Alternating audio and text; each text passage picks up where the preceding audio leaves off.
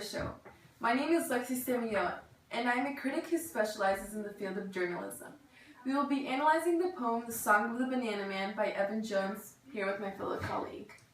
Hi, I'm Roslyn Meyer, also a critic, and we are here to give you a better understanding on this particular piece of literature. Today we will interpret the poem and analyze its contents. Our roles are designed to give a better understanding to those who might not be as capable of translating the Banana Man's expressions or statements. Hopefully, we will be able to give a more constructive exposition of the text. Taurus, white man, wiping his face, met me in Golden Grove marketplace. He looked at my old clothes, brown with stain, and soaked right through with the pouring rain. He cast up his eye and turned up his nose. Alright, let's break it down. At this point in the poem, it is clear that the banana man has set up his stand in the marketplace and is selling bananas. When a white tourist approaches him, the banana man notices the white man wiping his face as if his surroundings are dirty, or that he is sweating due to the varying temperatures in Jamaica. However, when the tourist notices the banana man, he immediately turns up his nose. So basically, the tourist looks down upon the Banana Man, which is shown by his negative body language towards him. The Banana Man quickly depicts the tourist as a selfish, judgmental individual by his approach to him. It's obvious that the tourist man thinks he's better than the Banana Man. Even though they have not exchanged any words yet, he can still tell, just by his body language. He says, "You're a beggar man, I suppose. Boy, get some occupation. Be of some value to your nation." By the Banana Man's appearance, the tourist man makes the assumption that he is a beggar. He thinks this because the Banana Man has unclean clothes and is at a stand in the marketplace. And in the tourist man's eyes, this is not a reputable occupation. He takes just one glance at the banana man's brown-stained shirt and soaking wet clothing before coming to the vague conclusion that he must be a beggar. With this assumption in mind, he tells the banana man to be of some value and represent his nation in a better manner than that of a beggar. Basically, he tells the men to go and get a job. I said, "By God, in this big right hand, you must recognize the banana man." The banana man was extremely offended by the tourist's previous remarks. He takes pride in his work and becomes defensive when stating this. He wants to be recognized by this man, as he is by the citizens of Jamaica, as an honest and hardworking banana man. By saying by God in this big right hand, he asserts that he is who he is by the guidance and assistance of the omnipotent power of God and his own valuable, hardworking hands. He practically responds to the tourist man in saying he should acknowledge him as a hardworking citizen because of his dirty clothes instead of identifying him as a poor, redundant citizen. In the banana man's eyes, his dirty clothes portray his hard work and not that he is a beggar. However, the tourist man does not think of the possibility that the banana man chooses to wear his dirty clothes because he's proud to portray his hard work and honest lifestyle. The tourist man can only come to the vague conclusion that this man must look like this because he cannot afford to look any better. It is obvious that he is unfamiliar with the region and culture of Jamaica. Up in the hills where the streams are cool and mullet and jenga swim in the pool, I have 10 acres of mountainside and a dedenka for donkey that I ride. 4 Gros Michel and 4 Lacatan, some coconut trees and some hills of yam, and I pasture on that very same land. 5 she-goats and a big black ram. The banana man says all of this in a manner that is eager to prove the tourist wrong. By pointing out all of his possessions and accomplishments, he exposes the tourist to a culture and, frankly, an entire world that was previously uncharted territory for him. There is much more to being a banana man rather than just the land that is owned. However, he tells the tourist man of these things because that is what the tourist places value upon. possessions. By previously making stereotypical judgments based upon the banana man's clothing, the tourist made it obvious that material possessions are what defines a man according to his own cultural norms. The banana man describes what he owns and all of the captivating advantages that his property has with extreme pride. In addition to the property he owns, he also talks of his flock of goats and other various animals. In his culture, the banana man knows that one should be acknowledged for having owned and achieved all of this. Yes, that's a very big deal. But because of the tourist man's diverse culture and lifestyle, he has yet to realize that in the communities where the banana man is from, it is a success to even have a job and own a couple of animals.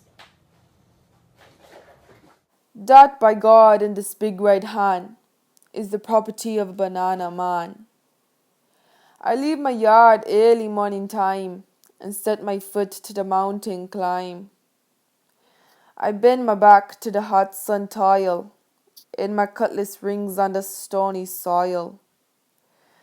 Plowing and weeding, digging and planting, till Master Sun drop back o Drunken Mountain. The banana man is very proud of the hard and honest living he makes in his profession. All of the digging, weeding, and planting in the hot sun is all worth it to him, and there is nothing he would rather be doing. He works his land day and night. Gosh, that sucks. That was good. Okay. The banana man is very proud of the hard and honest living that he makes in his profession. All of the digging, weeding, and planting in the hot sun is all worth it to him, and there is nothing he would rather be doing.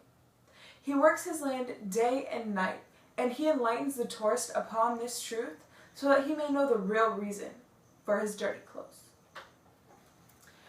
He works hard, not only for a few hours, but from early morning sunrise to sunset. Many people worldwide work very hard and only for a couple of hours, which fortunately is enough to make a living. But in the banana man society, he and many other people have to work for multiple hours a day to earn a decent amount of money. Then home again in cool evening time, perhaps whistling this little rhyme. Praise God, in my big right hand, I will live and die a banana man. Banana day is my special day. I cut my stems and I'm on my way. Load up the donkey, leave the lawn, head down the hill to banana stand. When the truck comes round, I take a ride all the way down to the harbor side. This particular piece of the poem demonstrates the banana man's raw and complete love for his profession. He professes how he will live and die as a banana man, just showing that although there are people like the tourist who will judge him and look down upon him, that does not change his mindset. To him, there is nothing he would rather be doing, and he is ready to spend the rest of his life doing it. The banana man works endlessly in order for this one rewarding day, which he calls Banana Day. He's eager to work in his own land. He doesn't work in somebody else's property, but his own, and in other words, he doesn't work by somebody else's rules. He prepares by loading up his goods and riding a truck down to the harbor side to sell his bananas at his own market. He refers this day as a special day because he gains money and saves money for the ride to harbor side. It is evident that this is the point in his life in which the banana man has met the tourist man. That is the night when you tourist man would change your place with the banana man. Yes, by God, in this big right hand, I will live and die a banana man. At this point, the banana man has told the tourist a great portion of his life. Based on the tones of these lines, he is saying that now that the tourist is enlightened on his life, he knows that he would gladly trade places with the banana man. However, the banana man would not trade his lifestyle for anything, which he affirms when repeating that he will live and die as a banana man. The bay is calm and the moon is bright The hills look black, for the sky is light. Down at the dock is an English ship, resting after her ocean trip, while on the pier is a monstrous hustle, tallymen carriers all in a bustle, with stems on their heads in a long black snake, some singing the songs that banana men make. Like, praise God, in my big right hand, I will live and die a banana man. The Banana Man is now speaking of the harbor at nighttime. He speaks of his daily life in Jamaica, a culture unfamiliar to the tourist. His life is full of diversity and tradition, and by the descriptive language that is used, he portrays the utter beauty of his surroundings. Then the payment comes and we have some fun. Me, Ezekiel, Breda, and Dumpy Son. Down at the bar near United Wharf. We knock back a white rum, bust a laugh, fill the empty bag for further toil, with sadfish, breadfruit, coconut oil, then head back home to my yard to sleep, a proper sleep that is long and deep.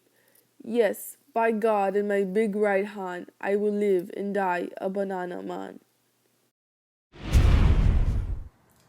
This piece of the poem is just filling in the little details of the Banana Man's life so that the tourist may know how the Banana Man spends his time and what he does for recreation. This time is very special for the Banana Man because he finally gets to relax after so much hard work. I agree.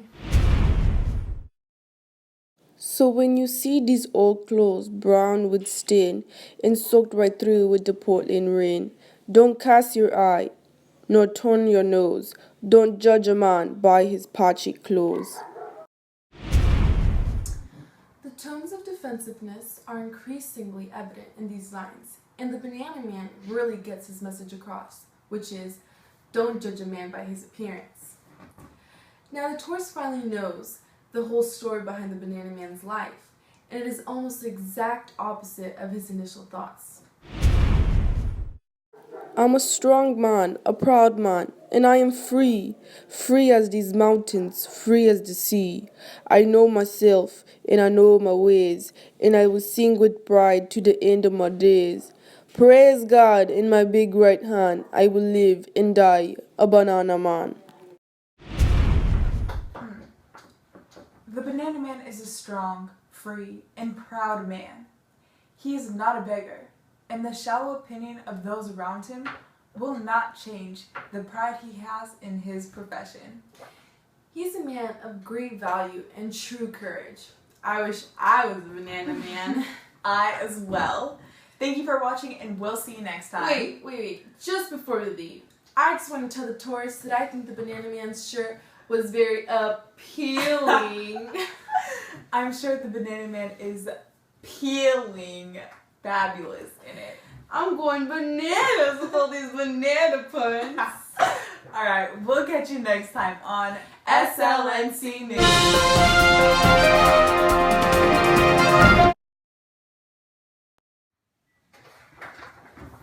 Yes! And in the tourist man's eyes,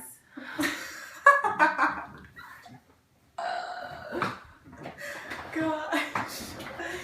You put the lime in the coconut. you put the cookie in the coconut. Alright, anyways. No, stop. In his front. It is a successful and even it's a successful. I was right there. I was about to. And in the tourist man's eyes, this is not a reputable.